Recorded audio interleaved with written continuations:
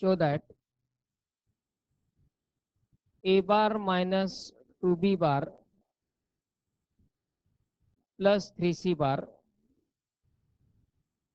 a bar minus 2b bar plus 3c bar, comma minus 2a bar plus 3b bar plus 2c bar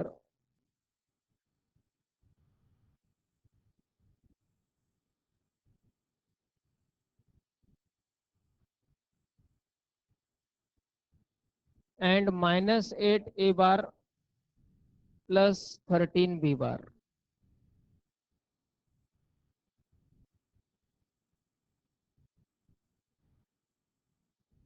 are collinear vectors. Are collinear vectors.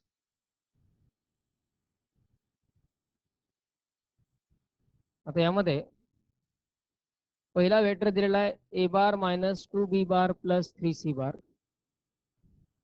दुसरा vector आहे minus 2a bar plus 3b बार plus 2c बार आणि तिसरा vector आहे minus 8a बार plus 13b बार. Exercise 7.2 मधला जो third question आहे, काय करणार यासाठी?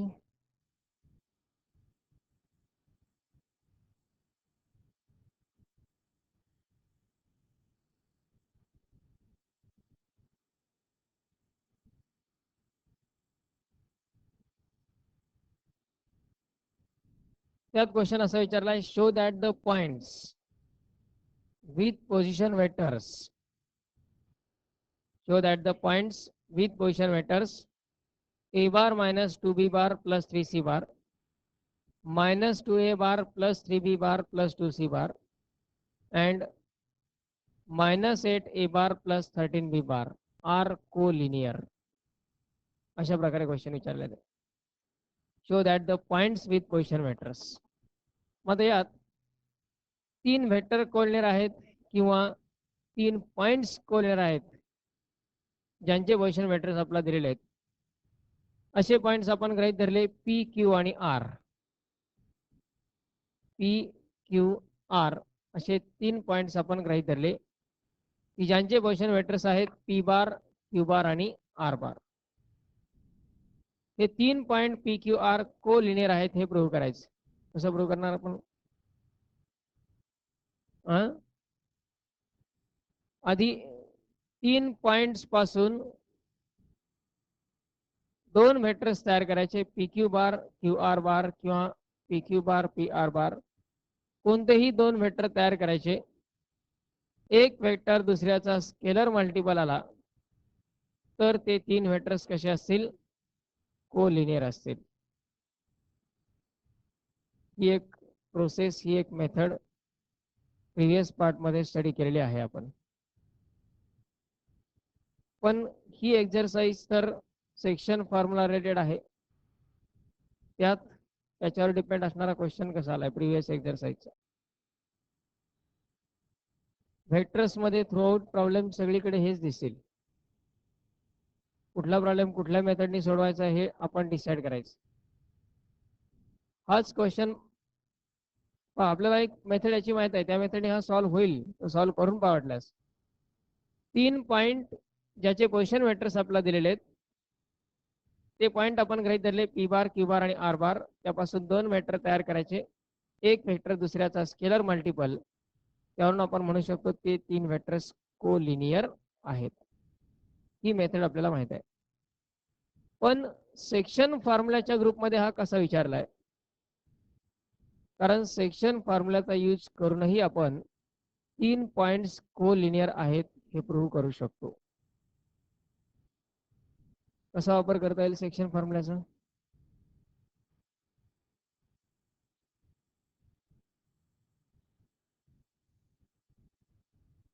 समजा ए बी आणि सी असे 3 पॉइंट आहेत.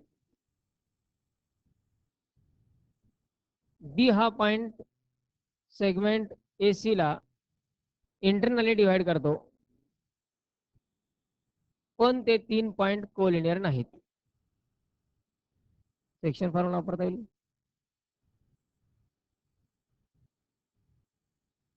सेक्शन फॉर्म्युला वापरता येईल का? नाही. जर तो पॉइंट सेगमेंट एसी वरती नसेल तर तो पॉइंट सेगमेंट एसी ला डिवाइडच करू शकणार नाही. पॉइंट्स जर कोलिनियर असतील, डिव्हिजन इंटरनल असेल किंवा एक्सटर्नल डझंट मॅटर, पॉइंट्स जर कोलिनियर नसतील तर सेक्शन फॉर्म्युला यूज करता येणार नाही. Section formula is applicable only if the points are collinear. म्हणजे या ठिकाणी समजा ए आणि बी हे 2 पॉइंट्स अशा पद्धतीने आहेत आणि इथे आहे पॉइंट सी. असं आपण नाही म्हणू शकत point C divides A B externally in the ratio. जोपर्यंत तो पॉइंट याला कोलिनियर येत नाही तोपर्यंत डिव्हिजन पॉसिबल होणार नाही. पॉइंट जर कोलिनियर असतील तरच सेक्शन फॉर्म्युला ॲप्लिकेबल आहे, आणि सेक्शन फॉर्म्युला ॲप्लिकेबल असेल तर ते पॉइंट्स कोलिनियर असतात. हे एक रिलेशन आपल्याला माहिती असणं आवश्यक आहे या टाईपच्या एक्झाम्पलसाठी. आता क्वेश्चन आहे आपला, show that the points with position vectors. काय दिलेत position vectors? A bar -2 b bar plus 3 c bar -2 a bar plus 3 b bar plus 2 c bar -8 a bar plus 13 b bar. हा क्वेश्चन स्ट्रेट फॉरवर्ड मागच्या exercise सारखा विचारलाय. Show that the points with position vector are collinear. Method आपण decide करू शकतो कुठली use करता येऊ शकते. पहिली मेथड आपल्याला माहित आहे. आता हाच प्रॉब्लेम सेक्शन फॉर्म्युलाच्या मेथडनी सॉल्व्ह कसा करायचा तेव्हा. First of all let P Q R be the points with position vectors P bar, Q bar and R bar. P bar, Q bar आणि R bar हे पोझिशन वेक्टर असणारे 3 points consider केले. आता यामध्ये हे 3 पॉइंट कोलिनियर कधी असतील? जर यातला एखादा पॉइंट सेक्शन फॉर्म्युलाची कंडिशन सॅटिस्फाय करत असेल तर. म्हणजे हे तिन्ही पॉइंट सेक्शन फॉर्म्युलाची कंडिशन सॅटिस्फाय करत असतील तर. सेक्शन फॉर्म्युलाची कंडिशन काय? यातला एखादा पॉइंट इतर 2 पॉइंटच्या सेगमेंटला इंटरनली किंवा एक्सटर्नली डिवाइड करत असेल तर याचा अर्थ सेक्शन फॉर्म्युलाची कंडिशन सॅटिस्फाय झाली. मग आपल्याला आधी हे प्रूव्ह करावं लागेल की यातला एक पॉइंट इतर 2 पॉइंटच्या सेगमेंटला कुठल्या तरी एका रेशो मध्ये डिवाइड करतो. तो रेशो आपल्याला फाइंड करावा लागेल. Ratio in which point Q divides segment PR और point R divides segment PQ और point P divides segment QR. 3 question पुन्हा तयार झाले. हा क्वेश्चन कोलिनियरच्या मेथड विचारला म्हणून आपल्याला अल्टरनेटिव्ह सोल्युशन आहे, पण हाच क्वेश्चन आणखी एका प्रकारे विचारला जातो. तो कसा पहा. Find the ratio in which point R divides segment PQ, hence show that the points are collinear. असा जर विचारला तर याच मेथडने आपल्याला हा प्रॉब्लेम सॉल्व्ह करावा लागेल सेक्शन फॉर्म्युलाच्या. म्हणजे आपला इथे रेशो फाइंड करायचा आहे. रेशो फाइंड करत असताना जर क्वेश्चन मध्ये मेन्शन केलेला असेल डिवाइड करणारा पॉइंट कोणता, सेगमेंट कोणती, तर त्या डायरेक्शनने आपण जाऊ शकतो. नसेल तर कोणताही एक पॉइंट ऑफ डिव्हिजन घ्यायचा कोणताही एक पॉईंट आपण पॉईंट ऑफ डिव्हिजन घेऊ शकतो. Point R divide segment P Q, किंवा point Q divide segment P R, किंवा point P divide segment Q R. कुठलीही व्हॅल्यू आपण फाइंड करू शकतो. एक व्हॅल्यू फक्त फाइंड करायची. So here let point R divides segment PQ. आता फॉर्म्युले आपल्याकडे दोन आहेत, इंटरनलचा एक आहे, एक्सटर्नलचा आहे. आपल्याला डिव्हिजनचा रेशो माहिती नाहीये, इंटरनली डिवाइड करतो का एक्सटर्नली हेही माहिती नाहीये. नेमकं गृहीत काय धरायचं? रेशो फाइंड करण्याच्या प्रॉब्लेम मध्ये इंटरनल डिव्हिजन आहे की एक्सटर्नल हे मेन्शन केलेलं नसेल. आपल्याला डिफॉल्ट व्हॅल्यू म्हणून इंटरनल डिव्हिजन गृहीत धरायचं. To find the ratio, section फॉर्म्युलामध्ये रेशो फाइंड करण्याच्या कोणत्याही प्रॉब्लेम मध्ये डिफॉल्ट व्हॅल्यू डिव्हिजन कोणतं गृहीत धरायचं? Internal division. जर इंटरनल डिव्हिजन गृहीत धरून शेवटी m:n याची व्हॅल्यू पॉझिटिव्ह आली तर समजायचं आपण कन्सिडर केलेलं डिव्हिजन करेक्ट आहे. पण जर व्हॅल्यू निगेटिव्ह आली तर याचा अर्थ डिव्हिजन कसं आहे? एक्सटर्नल. मग पुन्हा वेगळं एक्सटर्नल गृहीत धरून सॉल्व्ह करायची गरज नाही. फक्त निगेटिव्ह रेशो आला तर समजायचं डिव्हिजन एक्सटर्नल आहे, आणि पॉझिटिव्ह रेशो आला तर डिव्हिजन कसं असेल? इंटरनल असेल. So let point R divide segment P Q in the ratio. त्यामुळे इथं इंटरनली एक्सटर्नली काहीच मेन्शन करायचं नाही. In the ratio m:n. Point R divide segment P Q in the ratio m:n. पण फॉर्म्युला मात्र यूज करायचा इंटरनलचा. therefore by सेक्शन फॉर्म्युला, सेक्शन फॉर्म्युलानुसार आर बार इक्वल टू काय येईल? m into Q bar plus n into P bar upon m plus n. यामध्ये value substitute करा आता. P bar, Q bar, R bar सर्वच. हा रेशो गृहीत धरताना m:n ऐवजी आपण k:1 किंवा t:1 अशा प्रकारेही कन्सिडरेशन करून तो फाइंड करू शकतो.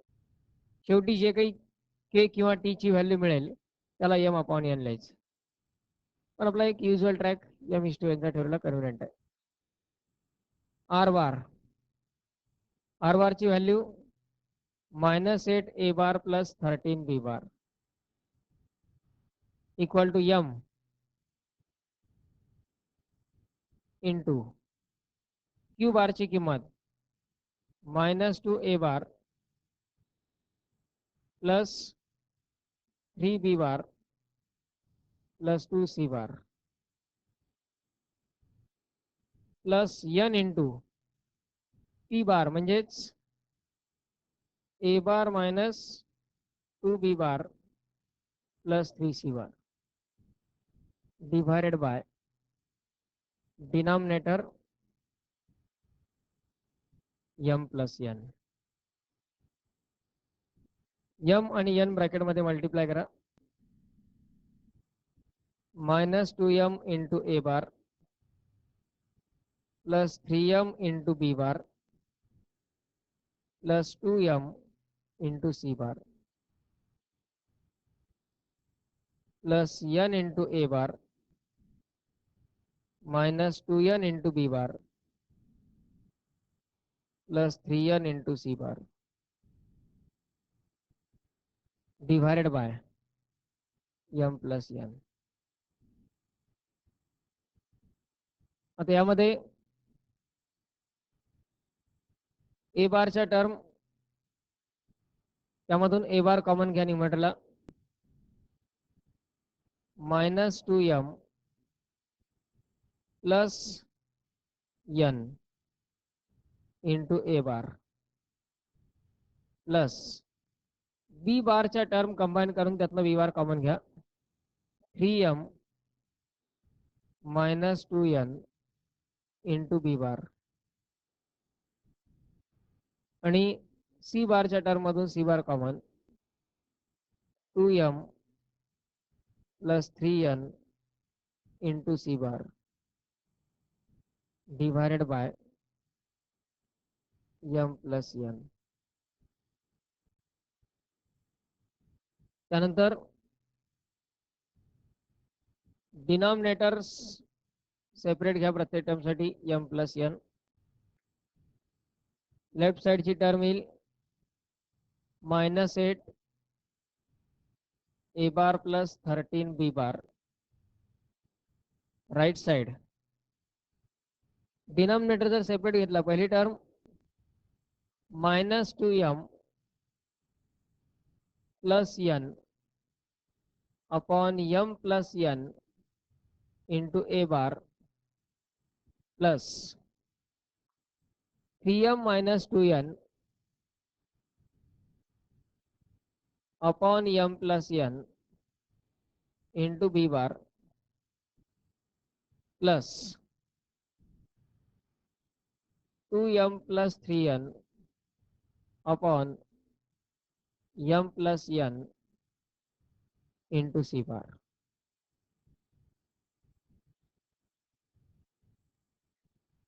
सेक्शन फॉर्म्युलाचा रेशो जो आहे तो आपण m:n गृहीत धरला आणि त्यात सगळ्या व्हॅल्यूज p बार q बार r बार सबस्टिट्यूट केल्या.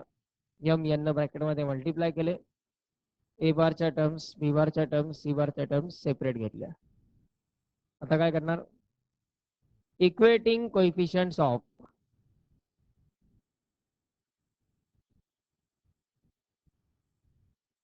Equating coefficients of. बघा जर आपल्याला क्वेश्चन असा असेल फाइंड द रेशो फक्त रेशो फाइंड करायचा आहे एवढाच क्वेश्चन असेल तर तिन्ही कोएफिशिएंट इक्वेट करण्याची गरज नाही. कोणताही एक कोएफिशिएंट इक्वेट करून आपण रेशो फाइंड करू शकतो. फाइंड द रेशो असा क्वेश्चन असेल तर कोणताही एक कोएफिशिएंट इक्वेट करायचा आपला रेशो मिळून जाईल. आणि समजा आपण आता ए बारचा कोएफिशिएंट इक्वेट केला काय येईल -2m plus n upon m plus n equal to -8. आपल्याला m आणि n च्या सेपरेट व्हॅल्यूजची आवश्यकता नाही आहे. m:n हा रेशो पाहिजे. -2m plus n upon m plus n -2m plus n denominator right साइडला मल्टिप्लाय होईल इक्वल टू काय येईल -8m -8n -8m लेफ्ट साइडला प्लस n राइट साइडला plus 8m -2m equal to -8n -n. 8 minus 2 म्हणजेच 6m equal to -9n. Value आपल्याला पाहिजे m upon n.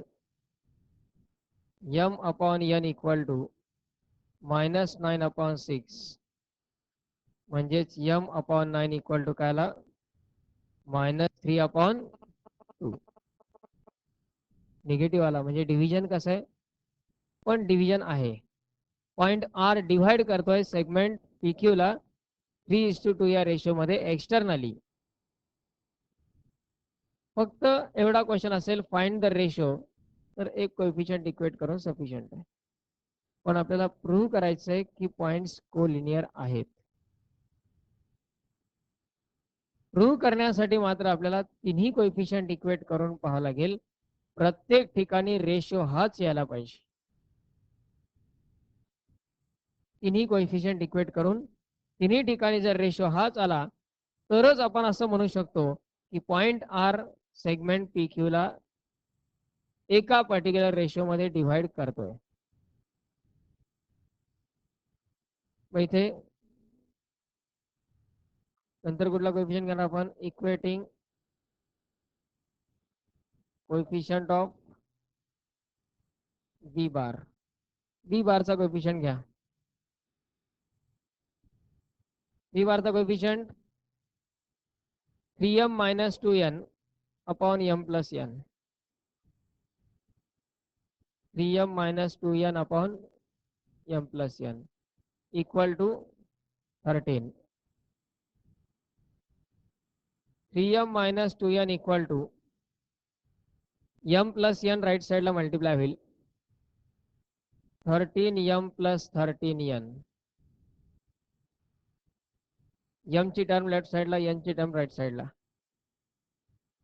3m minus 13m equal to 13n plus 2n. 3 minus 13 म्हणजे minus 10m.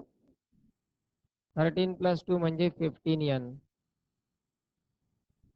n left साइडला minus 10 right साइडला divide. m upon n equal to minus 15 upon 10 म्हणजेच m upon n equal to काय आला minus 3/2 तोच ratio आला. And now coefficient of C bar equating coefficient of C bar.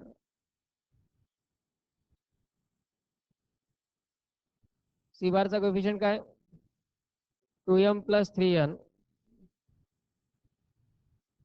2m plus 3n upon m plus n आणि right side left साइडला C bar ची term नाहीये. जर फक्त रेशो विचारला असता आणि आपण C bar चा कोएफिशिएंट इक्वेट केला तर जास्त कन्व्हिनियंट आहे कारण कॅल्क्युलेशन रिड्यूस होईल 0 असल्यामुळे. m plus n राइट साइडला मल्टिप्लाय होईल 2m plus 3n equal to 0. 2m equal to minus 3n. m upon n equal to minus 3 upon. तिन्ही कोएफिशिएंट इक्वेट करून पहिले रेशो सेम आला. याचा अर्थ point R divides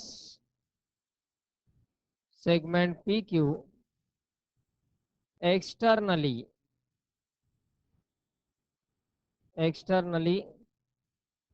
in the ratio. Externally हा शब्द वापरल्यामुळे आता मायनस लिहायची गरज नाही. Externally in the ratio 3:2. जर एक्सटर्नली हा शब्द नाही वापरला तर मात्र -3/2 लिहायला लागेल. Externally in the ratio 3:2. Point R हा सेगमेंट PQ ला 3:2 या रेशो मध्ये डिवाइड करतो आणि म्हणजेच points PQ and R are collinear. जर ते कोलिनियर नसते तर पॉइंट R डिवाइड करू शकत नाही.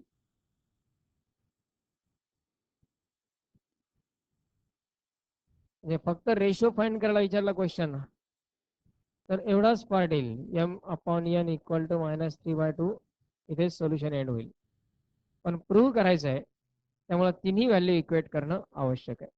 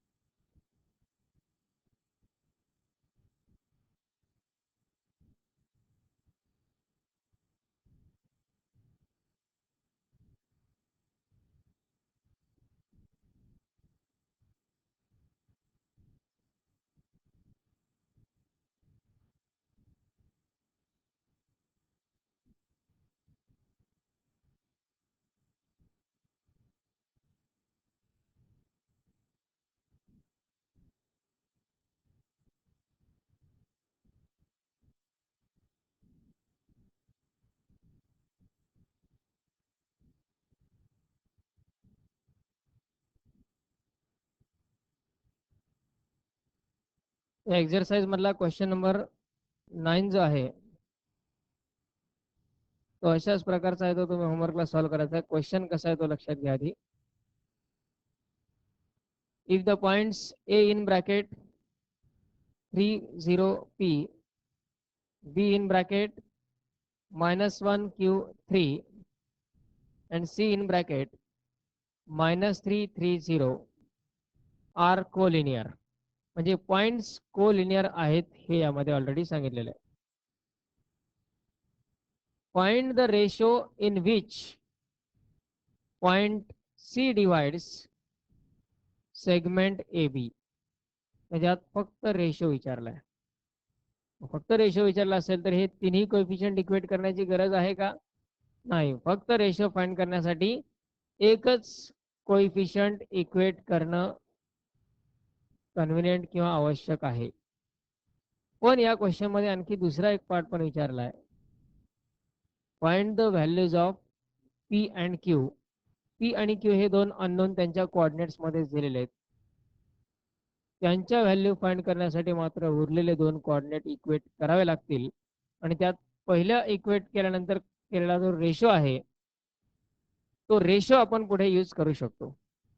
म्हणजे आधी पहिला कोएफिशियंट इक्वेट करायचा किंवा जो कुठला कन्व्हिनियंट कोएफिशियंट आहे तो इक्वेट करायचा. शक्यतो कन्व्हिनियंट कोएफिशियंट कुठला असतो त्यात 0 येतो, तो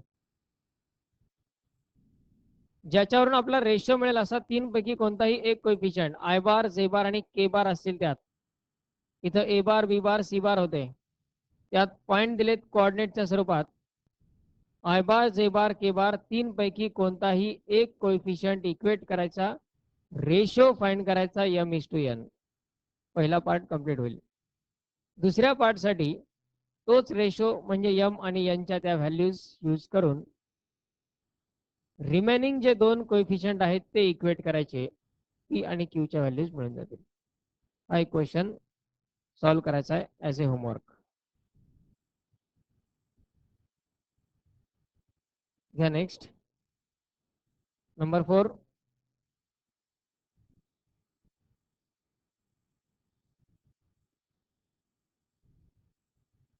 if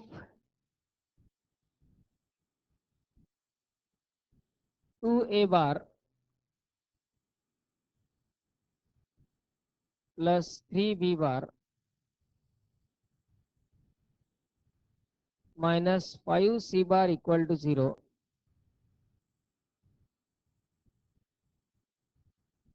then prove that the points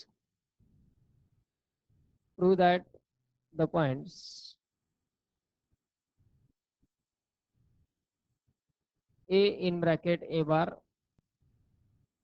b in bracket b bar, c in bracket c bar.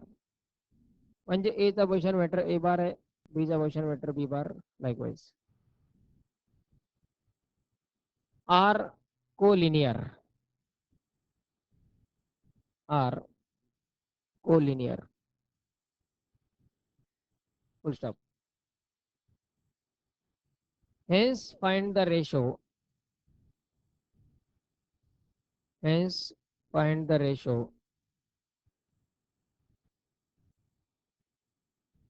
in which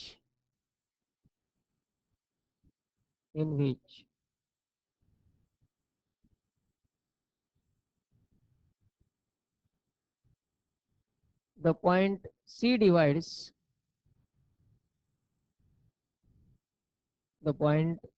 divides segment AB.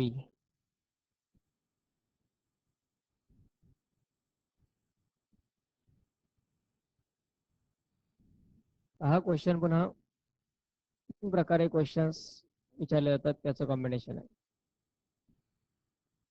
एक म्हणजे फक्त पहिला पार्ट विचारला जाऊ शकतो. पहिला पार्ट काय पहा, 2a bar plus 3b bar minus 5c bar equal to 0 आहे. Prove that the points are collinear. फक्त एवढाच पार्ट विचारला जाऊ शकतो. दुसरा पार्ट काय, find the ratio in which point C divides segment A. फक्त सेकंड पार्ट हाही विचारला जाऊ शकेल. आणि दोन्ही पार्ट तर ऑलरेडी या क्वेश्चन मध्ये आहे.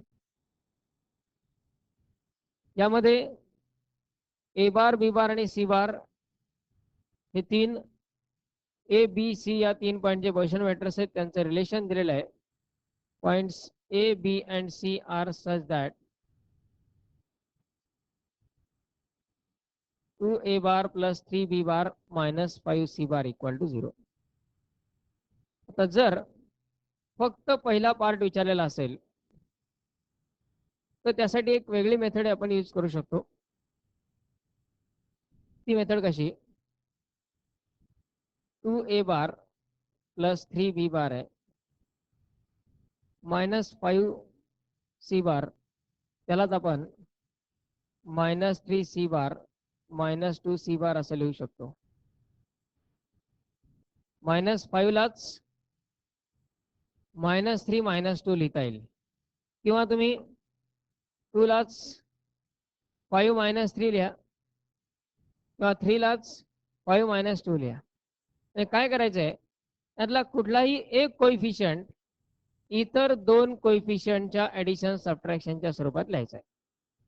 कुठलाही एक कोइफिशियंट इतर दोन कोइफिशियंटच्या ॲडिशन सबट्रॅक्शन, म्हणजे 2 लिहिता येईल 5 मायनस 3, किंवा 3 लिहिता येईल 5 मायनस 2, किंवा 5 लिहिलाय आपण मायनस 3 मायनस 2 लाईकवाईज. यात 2a बार आणि मायनस 2c बार या दोन्हीतनं 2 कॉमन घेता येऊ शकतो, आणि 3b बार मायनस 3c बार यातनं 3 कॉमन घेता येऊ शकतो. ह्या दोन टर्म मधून जर 2 कॉमन घेतला, 2 into bracket A bar minus C bar plus 3 into bracket B bar minus C bar equal to काय, A bar minus C bar म्हणजेच C A bar, B bar minus C bar म्हणजे C B bar equal to कायला 2 times C A bar equal to minus 3 times C B bar. 2 पलीकडे divide घ्या, C A bar equal to minus 3/2 into 1 vector is scalar multiple of other vector, therefore CA bar and CB bar are collinear. आणि हे दोन vector collinear आहेत, म्हणजेच 3 points कसे असतील, therefore points A B C are collinear. किंवा आपल्या नेहमीच्या A B bar B C bar A C बार अशा टर्म यायच्या असतील, मायनस न मल्टिप्लाय करा दोन्ही साईडला थ्रू. सी ए बार आहे तो ए सी बार होईल, सी बी बार आहे तो बी सी बार होईल. पण या मेथडनी फक्त ते व्हेक्टर कोलिनियर आहेत किंवा नाही एवढंच प्रूव्ह होईल. रेशो फाइंड करण्यासाठी वेगळा पार्ट यूज करावा लागेल. रेशो फाइंड करण्यासाठी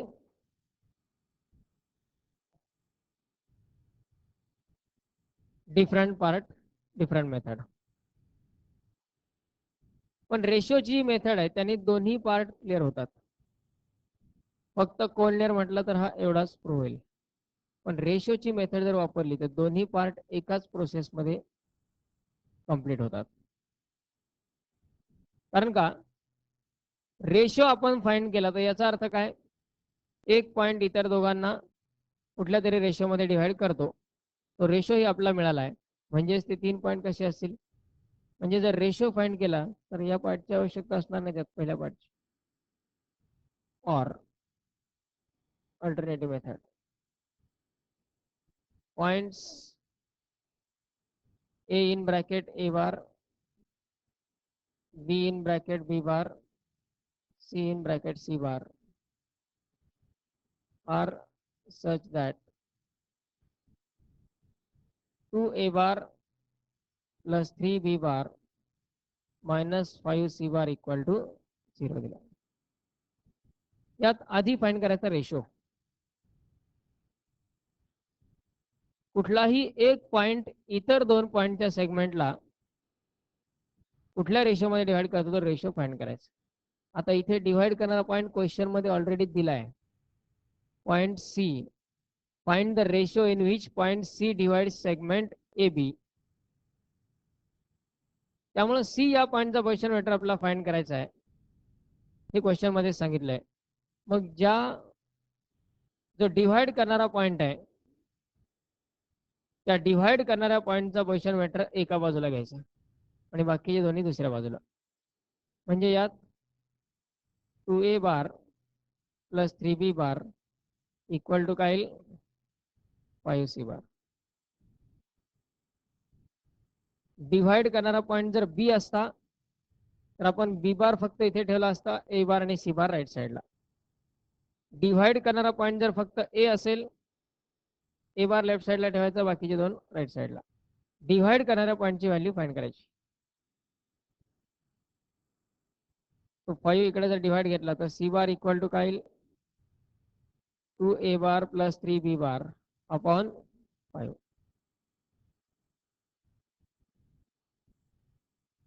आता यामध्ये सिक्वेन्स पुन्हा खूप इम्पॉर्टंट आहे. क्वेश्चन मध्ये बघा काय विचारलंय, find the ratio in which point C divide segment A B म्हटलंय. मग जर सेगमेंट ए बी असेल तर सेक्शन फॉर्म्युला कसा असतो, m इंटू बी बार प्लस n इंटू ए bar upon m plus n. म्हणजे आधी टर्म कुठली पाहिजे, बी बारची पाहिजे. ऍडिशन मध्ये इंटरचेंज करू शकतो आपण, आणि जरी इथे मायनस असता तरी तो आपल्याला कॉमन घ्यावाच लागला असता, कारण सिक्वेन्स सेगमेंट ए बी मिळवायची आहे. जर सेगमेंट बी ए असतं तर मात्र इथेच रेशो मिळाला आपल्याला 2:3. बी ए म्हणजेच m इंटू ए बार प्लस n इंटू बी बार येईल. पण क्वेश्चन मध्ये सेगमेंट काय दिलेली आहे, ए बी, त्यामुळे m इंटू बी बार ची टर्म तयार व्हायला पाहिजे. यासाठी यालाच आपण C bar equal to 3 into B bar ही टर्म आधी लिहिली, प्लस 2 इंटू ए बार ही टर्म नंतर लिहिली, आणि डिनॉमिनेटरचा जो 5 आहे त्याला आपण 3 प्लस 2 असे लिहू शकतो. याचा अर्थ point C segment A B ला कुठल्या रेशो मध्ये डिवाइड करतोय, इंटरनली का externally. Therefore point C divides segment A B internally in the ratio 3:2. Point C divides segment AB internally in the ratio 3:2. आता पहा, या क्वेश्चन मध्ये आपण दोन पार्ट साठी दोन वेगळ्या प्रोसेस वापरल्या, कोलिनियरला वेगळी, रेशो फाइंड करायला वेगळी. पण जर आपण फक्त एकच प्रोसेस ही यूज केली रेशो फाइंड करण्याचीच, पहिली प्रोसेस स्किप केली, यात फक्त शेवटी एक स्टेटमेंट वाढावं लागेल, therefore points A B C are collinear. म्हणजे या सेकंड मेथडनी रेशो पण फाइंड होतो आणि पॉइंट कोलिनियर आहेत हे पण प्रूव्ह होतं. तिन्ही पैकी कोणत्याही प्रकारचा क्वेश्चन असला तरी त्याला ही सेकंड मेथड रेफरन्स दिलेली कन्व्हिनियंट आहे. दोन क्वेश्चन्स तुम्ही सॉल्व्ह करायचे आज आणखी. 7.2 मधला क्वेश्चन नंबर 9 तर आहेच आहे.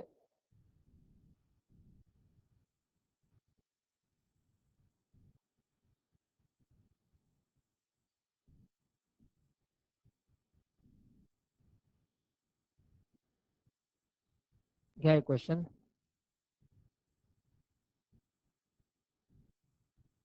If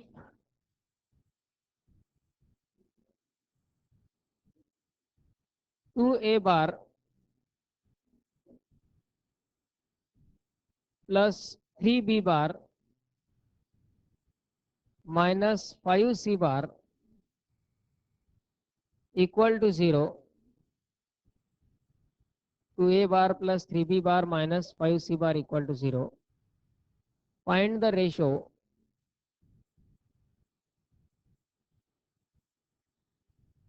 in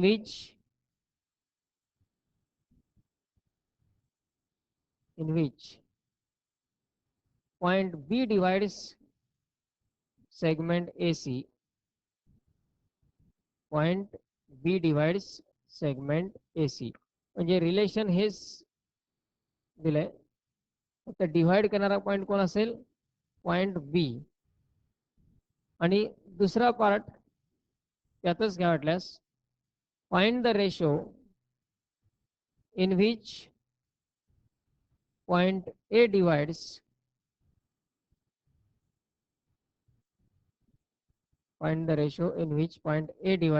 segment BC.